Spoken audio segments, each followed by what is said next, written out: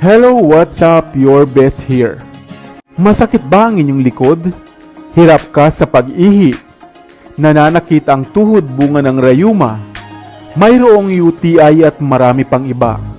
Dahil baka hindi mo pabatid na ang mga bahaging ito pala ng guyabano o ang mga nalalaglag na bahagi buhat sa bulaklak ng guyabano ay napakabisa at mapapakinabangan din pala.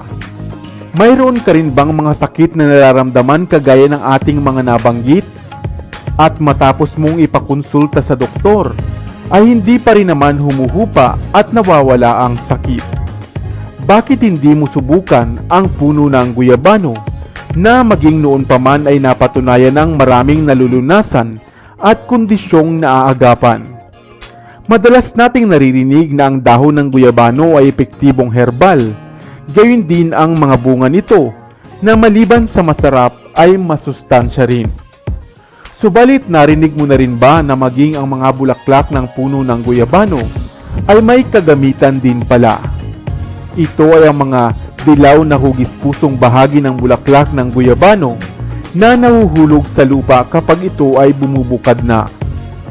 Ang mga bulaklak ring ito ng guyabano tulad ng dahon ay napakainam para sa mga nakararanas ng hirap sa pag-ihi, UTI at katulad pa nitong kondisyon na dulot ng mga harmful bacteria sa daluyan ng ating ihi. Ang vitamin C nitong taglay ay mahusay upang maiwasan ang ganitong mga klase ng karamdaman. Nakapagpapababa din ito ng cholesterol level na karaniwang problema ngayon at maaaring mapunta sa stroke kung hindi maagapan. Sa tulong ng niacin nitong taglay ay maibuboost ang mga good cholesterol na mas kailangan ng ating katawan. Mainam din itong remedy sa mayroong anemia o madalas na pananakit ng ulo at sentido. Kung lagi naman kayong nakararanas ng leg cramps dahil sa palaging pagtayo, gayon din naman sa pananakit ng kasukasuan at tuhod, bunga ng rayuma, napakabisa rin ng guyabano flower para dito. Nakapagpapalakas din ito ng buto at nakapagpapaganda ng pang-araw-araw na mood. Napakabisa rin ng guyabano para sa mayroong mga cancer upang malabanan ito at upang maiwasan ang pagkabuo ng mga cancer cells sa ating katawan. Gayon din sa pananakit ng likod at isa ngang immune system booster. Kaya naman maliban sa dahon nito, ang mga nahuhulog na bahagi buhat sa bulaklak nito ay napakabisa rin pala. Ang mga pinaglagaan ng bulaklak nito ay maaari mong gawing tubig sa umaga, tanghali at gabi bago kumain hanggang sa tuluyan na ngang mawala ang nararamdamang sakit.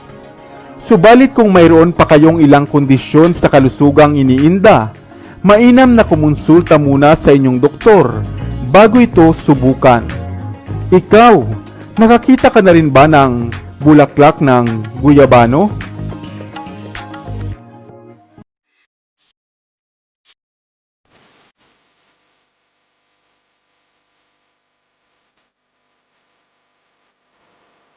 Nakatikim ka na ba ng prutas na guyabano o tinatawag ring langka ulandra? Isang popular na prutas lalo na nga sa mga tropikal na bansa, kagaya nga dito sa Pilipinas. Subalit hindi lamang alam ng karamihan na ito pala ay napakahusay at napakabisa. Mahusay sa mayroong cancer, sa may UTI, mga problema sa tiyan at marami pang iba. Hello, what's up? Your best here.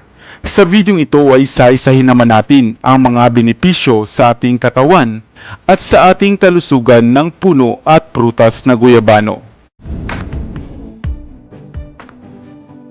Ang soursop o guyabano sa Tagalog ay tinatawag ring graviola at guanyabana. Ito ay isang prutas na mula sa puno ng na muricata. Isang evergreen na puno na mayroong medyo malalapad na mga dahon. Ang guyabano ay isang green o yellow-green na prutas at kadalasang nagtataglay ng mga mumunting spike. Ang mapuputing laman nito ay may halimuyak namang kahawig ng pinya at lasa na nalalapit sa strawberry at apple at mayroong taglay na citrusy flavor. Ang creamy texture naman na laman nito ay para namang kagaya ng saging. Ngunit batid mo ba na ang prutas o puno ng guyabano ay nag-uumapaw pala sa mga gamit at health benefits? Kaya nga kadalasan ay makikita itong sangkap ng mga food supplements, vitamins at mga juices. Kaya naman halika at isa-isahin natin ang mga posible nitong pagkagamitan. Number 1. Ang mga tao na dumaranas o nagdaraan sa chemotherapy ay marapat na kumain ng prutas na guyabano, sapagkat ito ay makapagpapabilis ng pag-recover ng mga cells at ng immune system. Number 2. At kung kayo naman ay dumaranas ng pananakit ng tuhod o kasukasuan ng dahil sa rayuma at arthritis, mabisa rin ang prutas na ito. Number 3. Sa tulong rin ng madalas mong pagkain ng prutas na guyabano ay magiging malinis at maayos ang daloy ng inyong pag-ihi at ang mga iniindang UTI. Number 4. Kung kayo naman ay mababa ang iron sa katawan, makatutulong at makababalanse rin ang prutas na ito. Number 5. At dahil mahusay sa pandagdag ng lakas ang guyabano, ay nakababawas rin ito sa posibleng pagdanas mo ng mga pitig o muscle cramps. Number 6. Magaling din sa inuubo at mayroong asthma ang pagkain ng prutas na guyabano. Number 7. At panlaban din ito sa ilang mga problemang kaugnay ng sakit sa tiyan o mga stomach distress. At ang panghuli at ang pinakamahusay nitong gamit ay mabisa itong panlunas sa mayroong mga cancer. Bagaman walang matibay na tala na ito nga ay nakaalis ng mga cancer cells, ay patuloy pa rin itong naiugnay sa karamdamang ito. Hindi lamang ang pagkain ng prutas nito ang maaari ninyong gawin, kundi ang pagpapakulo ng 7 hanggang 10 dahon ng guyabano at inumin ito 3 beses sa isang linggo sa loob ng isang araw. Hindi ba't napakaraming prutas o mga halaman sa paligid na lingid nga sa ating kaalaman ay siyang lunas pala sa ating karamdaman? Bagaman ang ilan sa mga ito ay hindi pa aprobado ng siyensya, ngunit maging noon pa man, maging ang ating mga ninuno, ito ay ginagamit na nila. Kaya naman isang paalala na ingatan ang ating kalusugan, sapagkat ito ay isang kayamanan. Sumangguni sa mga doktor kung kinakailangan, ngunit ang pamumuhay pa rin ng malusog ang unang hakbang. Sana ay may bago kang natutunan sa videong ito. Narinig mo na ba ang prutas na kung tawagin ay ice cream bean?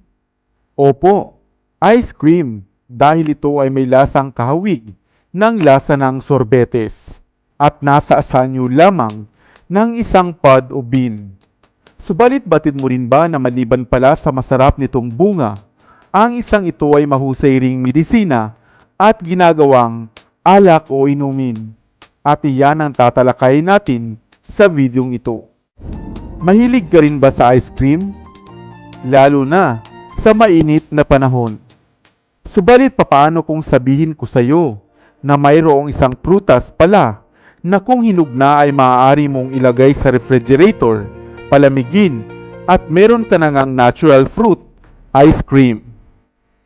Ito ang halaman o puno na kung tawagin ay pakay o Inga edulis, ice cream bean, kwanikil, guama o guava na native sa Central America at maaaring mabuhay o tumubo rin dito sa atin sa Pilipinas at sa mga tropikal na rehiyon.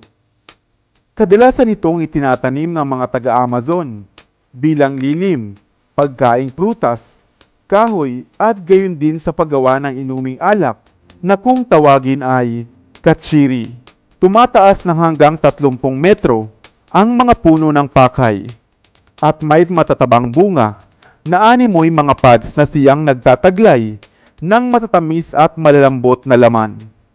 Batid mo ba na mahusay na alagaan ang puno ng pakay? Sapagkat ang mga ugat nito ay mainam na nagre-release ng nitrogen sa lupang kanyang tinutubuan.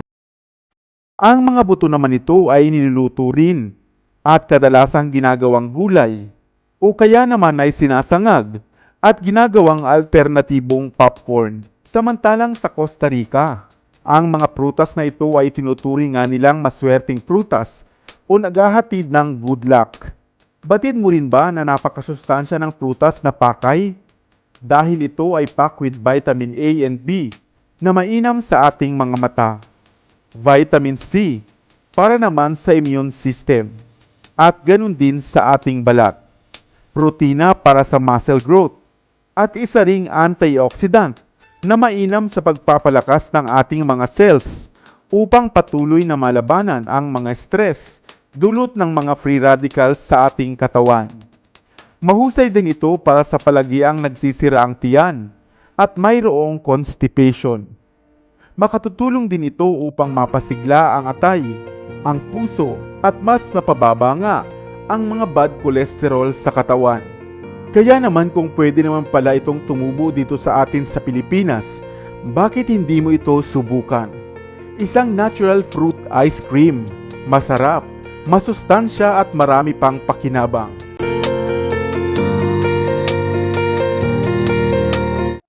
Dito na sa Best TV, tayo ay matuto, utak mapuno ng bagong kaalaman. Dito na sa Best TV, tayo ay lumibot, lihim na mundo ay ating matuklasan. Dito yan sa Best TV, dito yan sa Best TV, dito yan sa Best TV.